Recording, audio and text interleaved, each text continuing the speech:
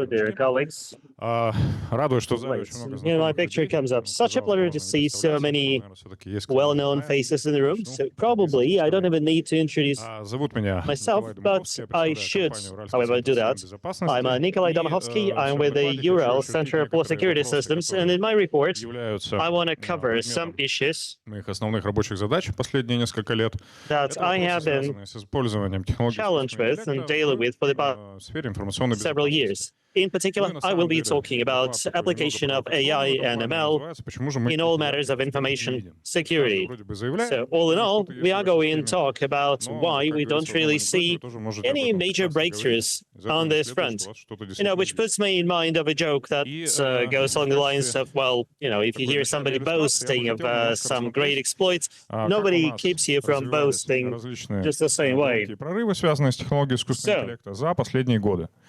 let's Понятно, что review график the немножко major ангажированный, developments специально in the показать field of некий AI over the рост, past и там several можно years. So, покритиковать, сказать, что я много the что не chart нашел. here И точку is отсчета designed to поставил, там, может быть, сомнительно именно illustrate this 2015 год colossal и все growth. такое. And yes, well, you Но, can тем не argue менее, if I should have started it действительно, not with 2012, but 2015 maybe год. with some Это other date. действительно So очень let's было look back прорывное at событие 2012, AlexNet. That на was indeed a конкурсе breakthrough. по So алгоритмам some of распознавания you картинок. must remember that Кандидат, back который then, представил эту in самую an сеть AlexNet, победил image всех recognition и победил contest, с невероятным the отрывом. То есть у AlexNet него там отрыв был project почти на 11% beat everybody hands down. картинки от You второго know, места. AlexNet had Последние годы там, 11% естественно, все боролись advantage там за over, процентик, по процентику, еще the что-то, а в major итоге contender точно because так in the раз, previous и всё. years, all the big И players have это been стало fighting it поворотной out точкой в for том like плане, что 0.5%, 2015 года фактически and в that showed вопросах 12% распознавания difference. изображений никто уже не However, смотрел since на then, какие-то альтернативные решения, а все смотрели только на nobody искусственный has нейросеть. really been AlexNet это была interested искусственная in any нейросеть, ничего alternative сложной solutions архитектурой, вот, которая просто that is показала, что alternative это работает лучше всего. to neural networks Соответственно, это же, ну, допустим, там, because it had such a major upper hand. такой отправной точкой бума, связанного с использованием искусственных Now you нейросетей. can say Все that пошли this is пытаться the эксперименты в moment всех when разных сферах, и тут же artificial neural нашли какие-то networks интересные started результаты. booming. Вот, и видно, что у нас And we did see a spate of some very interesting results. уже по Following большей AlexNet, части там, буквально через пару we лет. saw some other major breakthroughs in the next several years, to be precise.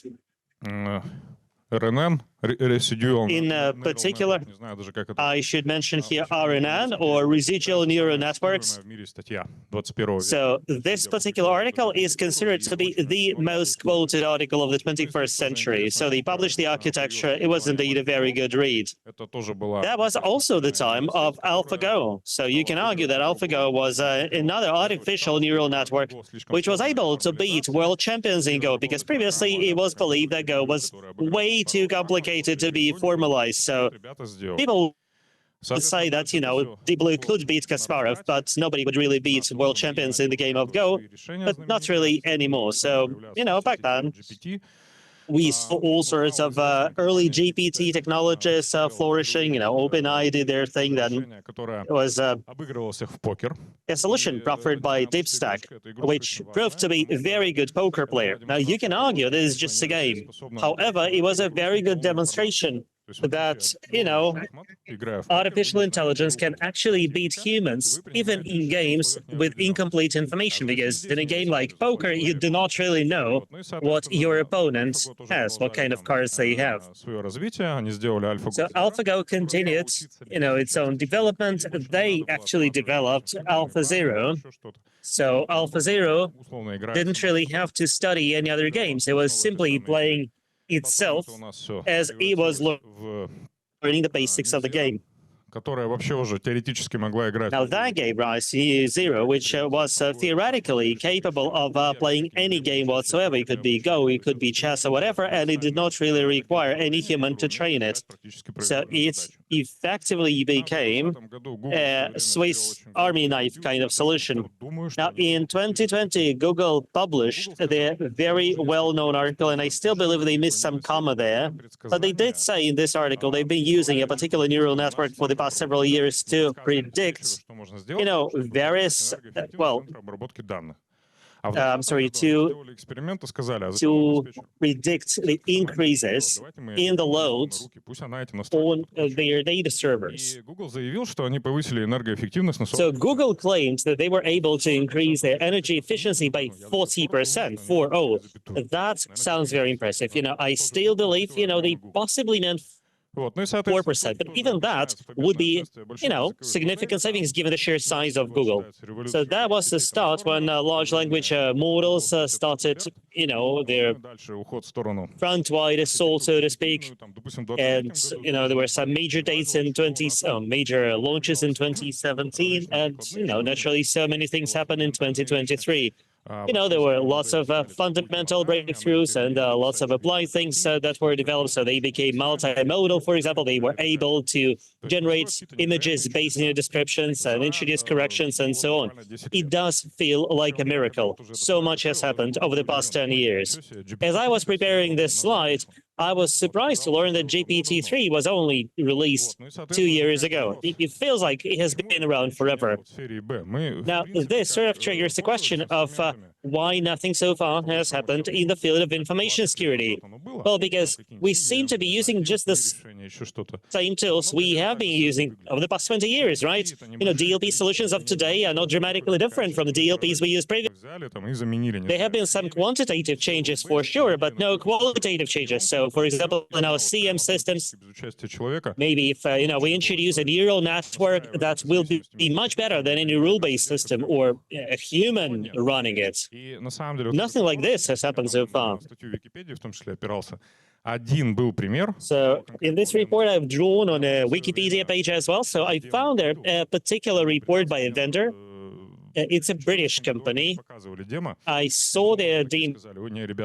So back in 2014, they would show their demos, but then they said, after 2014, they decided they would not collaborate with us anymore. But I did have an opportunity to observe what they were doing. And I can tell you, compared to ChatGPT, what they have under the hood is nothing worth writing home about. And you know what? The other side is certainly mastering the new technologies. And we have been hearing, as of late, about some very sophisticated incidents. There is a very good website called AI Incidents Database. And I actually get inspired by what I read there. So there was a well-known case when somebody published on their Twitter an image generated by a neural network with Mr. Trump being apprehended. So you can see that it's not really photorealistic. It's a generated image. So it's certainly before the advance of the more sophisticated systems. However, before it was recognized as a fake, it has already made quite a lot of waves. And there were some more, frightful cases, really. Where, for example, individuals were trying to discredit somebody. Now, this is nothing criminal either.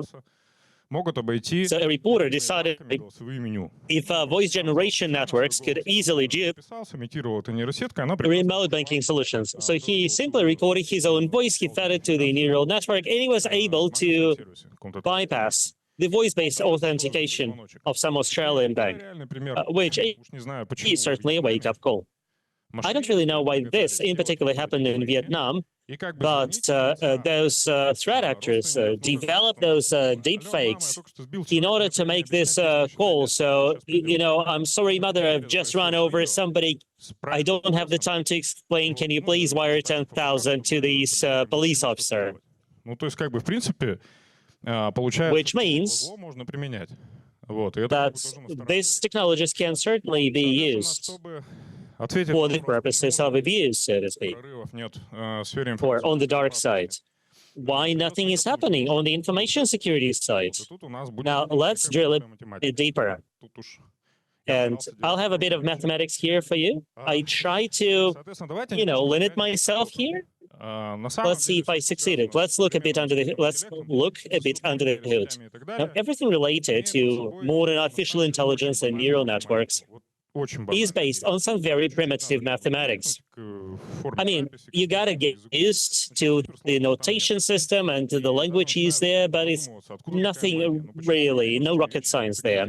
And you may be wondering, how come, such simple mathematics provides such spectacular results? Now, to talk simply about the AI algorithms or ML algorithms, what we see there is effectively an attempt to develop an approximate solution to a given task based on some initial data. Now, if we know what this data is, it's called, training or supervised learning. Sometimes, you don't really tell the system what it's trying to do, but in any case, we're trying to develop a function that will try to optimize something. It will either try to plot a trajectory using specific points, or it will try to, say, optimize a particular function, such as distance between some points. Достаточно просто звучит. Now, all this may sound very simple, but the problem is that these points can actually be multidimensional. Imagine that a point has 1 million dimensions. Now, if we drill a bit deeper, we will discover the magic of neural networks. Actually, nothing principally changes there. There is no, dramatic shift. So the perceptron technology was first proposed in mid-20th century. In fact, it got used in the 20th century, but before computing capabilities got where they are, and before we started using GPUs, well, in fact, AlexNet was the first system to rely heavily on GPUs, and that gave it, such a huge advantage over the competitors. So before we developed this computing capabilities, perceptrons would provide some results, but they were not really mind-boggling or stupefying. I remember how I read a book in the 1990s about image recognition, and it contained those examples around recognition of OCR, effectively. I don't remember the name of the book or anything, I'm sorry about that, but I do remember this phrase that, with printed text, yes, we can get used to the variety of different fonts, but handwriting will never, ever be recognizable, will never be OCRable. And obviously, you do recognize that, they got it all wrong. I'm certain that your phones are more than capable of doing this kind of thing. Never say never, as they say. So once we got to this point, classification problems became a walk in the park, so to speak. So it could be an image or some other digital data, which we digitize if need be, we transform it into a long vector or a matrix. Well, a matrix is effectively a vector in a different guise. Then we put it through a function which we call artificial neural network, but in fact, it's a multiplication of a vector by a matrix, nothing more than that. And as the output, you get a single value, which tells you what we see in the image, which is effectively classification problem at its best. So CNN, RNN, LTSN, or GAN, all these networks are effectively simply different variations of how we develop our functions and how we feed those functions, the stuff that we have. So, for example, we can slice our image and feed it bit by bit, and also make sure that the results we get from processing the previous bit are actually impacting the next one. And this is what we call a recurrent network. So, for example, we can start with a digital signal or a piece of text or whatever. We can also take the context into account, and because of that, get some more interesting outputs. So take, for example, attention networks, which the transformer infrastructure is based on. They're built on this very simple, shall I say, primitive idea, and this simplistic mathematics leads to some spectacular results. We can also slice our image down into smaller fragments and associate every segment with smaller vectors. This gives us, convolutional neural networks, which are also very often used in recognition problems. So if you follow what I mean, you can turn a 4K image into smaller images, and then you will be able to process it using, more conventional devices. Although, sometimes, some gigantic matrices are being used as well. So you may have heard about neural networks operating with 150 billion parameters. Obviously, they do require some very advanced hardware. Now we can continue the same vein and say that if we can transform the whole picture into something smaller, well, how about we feed something smaller to it at the beginning and then try to make the model, do the inverse. Like first it does the compression and then extraction. Well, naturally, since compression results in losses, extraction will not give you exactly what you were looking for. But, this is how you get generation network, GNNs, and, they are producing images and text now, and everybody loves them. So you can do a combination of RNN and GEN here. So all the building blocks here are extremely simple. And then the magic starts, the magic of large numbers or, sophisticated ways of attacking. Что, если мы переходим уже к вопросам информационной безопасности? Вот. Now let's turn to matters of information security. С одной What's стороны, the stumbling block here? задачу классификации. То есть очень Well, on the one hand, we are doing a classification problem here. I've пренебрег drawn here a model of a classification system. двух измерений. Вот, и у нас I've decided to show it in sort of 2 dimensions. And as you can see, the whole system is here described through an array or a set of states. And some states are considered safe, are not so much, or rather, totally unsafe. So if our classification exercise returns something that's considered unsafe, well, that's something useful, right? This could be classified as an incident. Even better if we learn to plot those incident values into a trend line. Now, what kind of issues are we seeing here? The first one is that our classification system may be not reliable.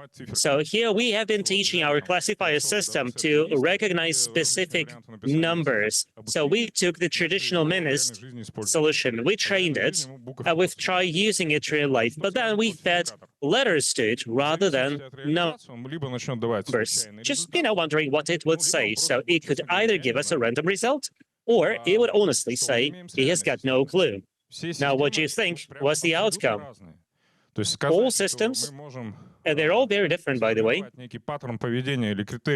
It's not like, we can develop a particular pattern here where, we will be able to more or less rely on the classification into safe and unsafe incidents. Had this been possible, we would have already developed some universal rule that would detect all those potentially harmful incidents. That would have given rise to a universal security system, or security model, rather. So it can easily happen that, as we develop our classification system, it is going to generate false positives, particularly if we fed some random crap to it, like letters instead of numbers. And therefore, users are going to start distrusting it, which is very bad for security usually. Now, the second issue is that of dimensionality. Now, we can try describing an information system, the way it is, with all its complexity. Then we should be able to encode any state of such a system. Now, imagine we have just a single computer, and its state is mostly determined by the state of its RAM.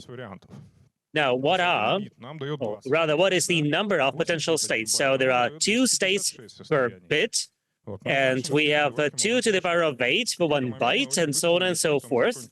Now, obviously, we are going to reach, figures which are well beyond the total number of atoms in the universe. And the stuff that makes it much more difficult than, say, recognizing or distinguishing like kittens from puppies, is that 2 to the power of 8,192, if you have so many states, we don't really know if, like, neighboring states are in any way comparable.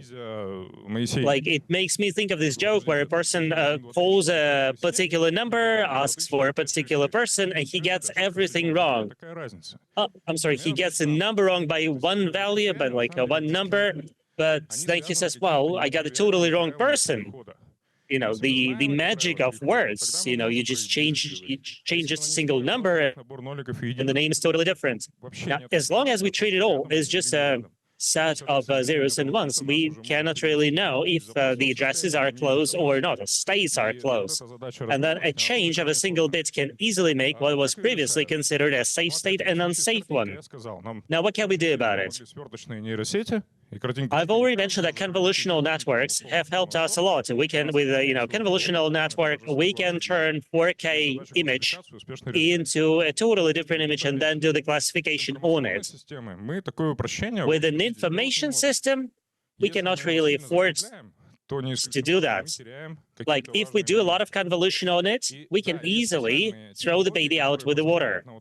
There are some technologies out there that should enable us to interpret those incoming vectors and find what's really important in them. But then, it would mean that we need to analyze all possible combinations of such systems.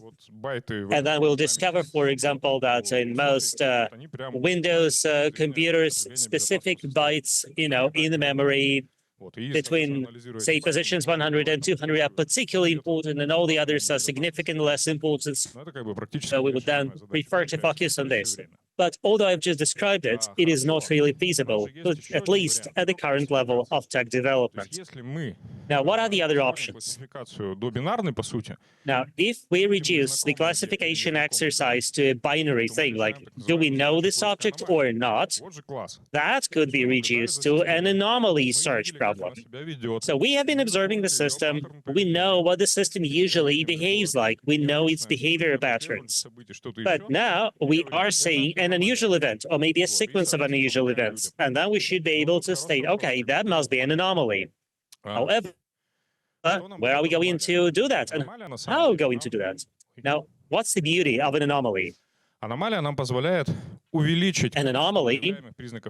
enables us to expand the number of traits, if you like, or descriptors of incidents that we discover.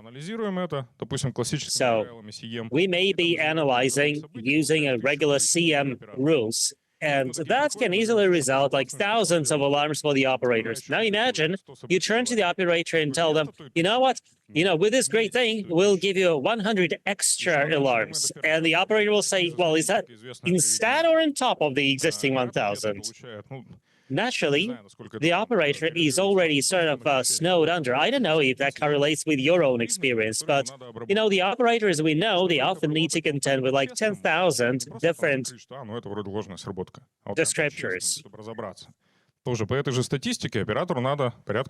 And according to the statistics that we have, many operators need like 30 minutes. Now just calculate how many operators you will need in your SOC.